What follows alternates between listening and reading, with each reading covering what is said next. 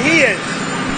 I wanted to race him, but I decided not to do it. What was your message to Vladimir Putin after your meeting with Vladimir Zelensky, and how did that meeting go? I think the meeting went well. We'll see what happens over the next few days. We'll probably learn a lot. I was very disappointed that missiles were flying by Russia, but that missiles were flying. Very disappointing. We'll see how it goes. On the Iran situation, I think we're doing very well. I think a deal's going to be made there. That's going to happen. Pretty sure it's going to happen. We'll have something without having to start dropping bombs all over the place. You trust President Putin? Say it again? You trust President Putin? You know, in about 2 weeks. You did very nice at the dinner the other night. I was very proud of you. They had your picture up, everything. Very proud of you. I know him. What did Zelensky tell you that made you reassured? Well, it wasn't that. It was just, look, they have a tough road ahead, okay? And we had a good meeting. It was a nice meeting. It was a beautiful meeting. I'll tell you, it's the nicest office I've ever seen. It was a beautiful scene. He was very, look, he wants to do something good for his country. Thinks he's doing a good job, and he's working hard. We'll see what happens. It's a very complicated deal. What did he tell you, Mr. President? He told me that he needs more weapons, but he's been saying that for 3 years, He needs more weapons, and we're going to see what happens. I want to see what happens with respect to Russia. Because Russia had been surprised and disappointed, very disappointed that they did the bombing of those places after discussions. Are you going to talk to Putin again? Yeah, I will. President Zelensky talked to you about Crimea? Well, he did, very briefly, but Crimea was given away by Barack Hussein Obama and by Biden. That's 11 or 12 years ago. That's a long time ago. I don't know how you can bring up Crimea, because that's been a long time. Nobody brought it up for 12 years, and now they bring it up now. So I told them, you can maybe go back to Obama, ask him why they gave it up. They gave it up without a shot being fired, by the way. What do you want Vladimir Putin to do? Well, I want him to stop shooting, sit down, and sign a deal. And we have the confines of a deal, I believe, and I want him to sign it and be done with it and just go back to life. What punitive action are you considering taking against Russia? Well, I have a lot of things I can do. I'm not looking to do it, but I have a lot of strength. We built the United States up. I think we're more respected now as a country maybe than ever before. There's no more games. You have somebody that knows what he's doing, not like the previous person who didn't have a clue. So, I want to end that. I want to end the Iran situation if we can. And we have other things too. We got plenty of problems in the world. When I left 4.5 years ago, I left, and I'll tell you what, we didn't have any of these problems. The good news is costs are way down, groceries are down, eggs are down, gasoline is way down. It's all coming down. It's all looking good. The tariffs are strong. We're taking in a lot of money from tariffs. We were losing a lot before I got here. We were losing billions of dollars a day, and now we're doing great, and we haven't even kicked in yet. And eventually we'll be reducing taxes very substantially for the people of our country, because the money is so great coming in from tariffs that I'll be able to reduce taxes to a very large extent, and maybe almost completely. Keep saying 2 weeks about President Putin. What is 2 weeks? Give us, what is the actual date? What is the timeline? 2 weeks or less, and if it's a little more at the time, I say, but they're losing a lot of people. We have 3,000-4,000 people dying every single week.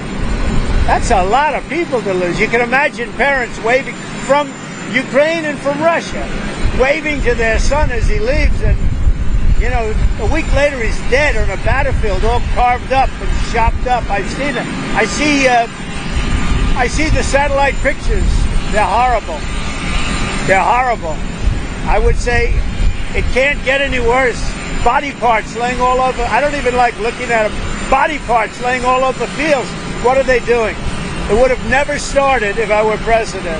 Is your relationship with President Zelensky better now than things were in the But Oval look, Office? it was never bad.